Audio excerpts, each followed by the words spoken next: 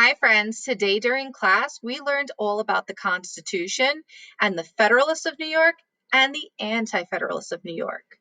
Right now we're going to go over what are some of the things that the Federalists wanted and some of the things the Anti-Federalists wanted and where in New York they were from. So let's go over what a New York Federalist is. These are people who are living in New York during 1787 who fully support the Constitution. They want a stronger federal government that would make the United States unified against other nations.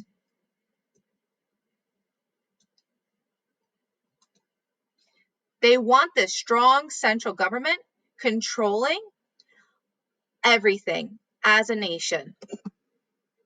And they don't think there's any need for amendments.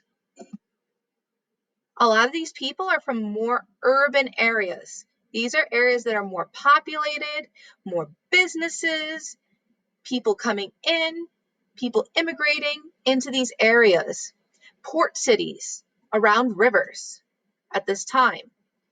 Whereas New York Anti-Federalists, they think the Constitution is too oppressive, kind of like having a king again. And they don't want that. They want a Bill of Rights to protect the individuals in the states. This means that maybe each state might have something that they need their own people to be protected for. They have different things that they're for and against versus other states who might not have the same issues in the state. New York Anti-Federalists, they want a stronger local government. They want the state to be able to have the right to make their own rules and govern their own people. And if they do get a constitution, they think that amendments may be needed down the line in order to keep people safe and make sure that they're getting the rights that they deserve. These are also people from more rural areas, meaning there's less people there and it's not as developed as urban areas. Some of our key people at this time, our Federalists include Alexander Hamilton. And remember from last lesson, he's a lawyer. He's not too wealthy. And John Jay, he's a judge and a politician. And the Anti-Federalists are George Clinton. He was the governor of New York. And Robert Yates. He's also a judge and politician. Let's look at the map to see where we have people voting yes for a constitution. What do you notice? Some things that I notice, friends, are that the Federalists voting for the Constitution are mainly in and around the city. They're over here in Westchester, New York City, Queens, over in these areas. I notice that even Anti-Federalists are voting for the Constitution in these areas. These are very rural areas at the time. This is where the ports are for New York. The rest of New York's pretty much landlocked against what's becoming the United States and the original colonies. And they have Canada to the north and a lake. But everything coming in from Europe, from the Caribbean, it's all coming into these areas along Long Island and in New York City and Westchester. Anti-Federalists voting against the Constitution, I noticed, are in more rural areas. So we see Orange County, Ulster, Montgomery, Washington, Albany, Columbia. These are pretty much landlocked areas. They're landlocked.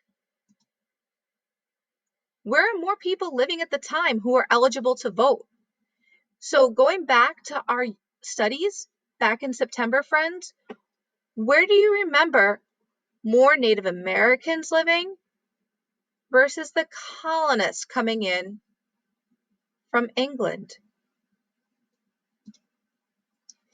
Now let's look at some of the Federalists versus the Anti-Federalists, those key players at the time.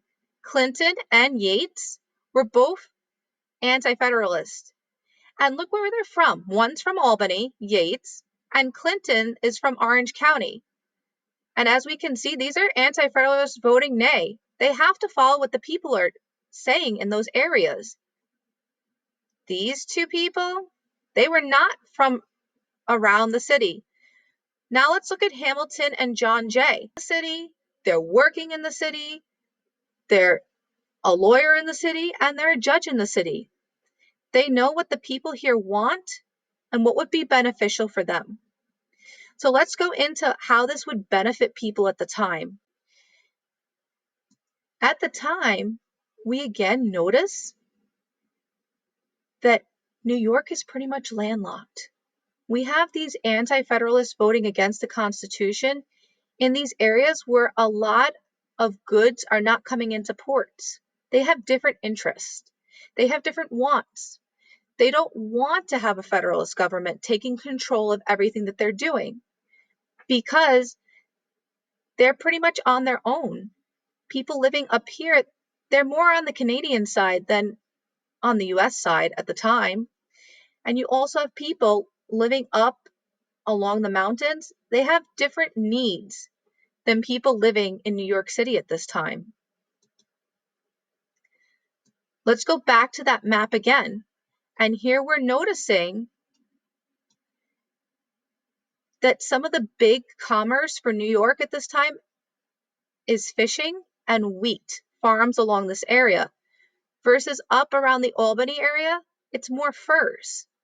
So these are, again, different interests that people have at this time, the Federalists versus the Anti-Federalists. Maybe the people trading the furs, maybe they're working a little bit more closely with people who are in Canada at this time, such as the French. Maybe they're working more closely with the Native Americans at this time. So you have to think, what are their interests? Why would they vote yes? Why would they vote no? Why do they want the states to have more say over what's happening at this time than the federal government imposing these rules that are going to be the end-all be-all?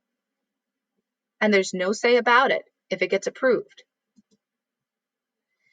So now, friends, what I want you to do, I want you to go into your independent work and I want you to look at the questions. I want you to recall, in what regions did we see more Federalists? What counties were they from? Let's look back at it, friends.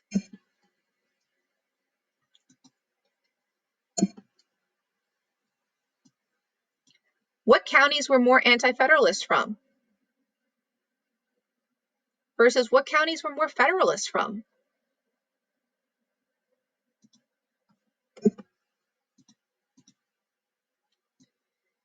Let's think back to, how would you describe these regions?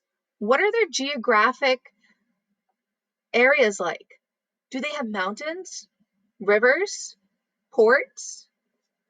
Are they more farmland? Or are they more natural and not as populated yet? And then why do you think that certain areas of New York State supported Federalist and other areas of New York State supported the Anti-Federalist? What do you think? Do you think population had something to do with this at the time? Do you think what they were trading had something to do with this at the time? Do you think their geographic areas had something to do with this at the time? I want to know everything that you think, friends, and I want you to remember to go back and review the maps and supports that you have during this part 1 of your independent work.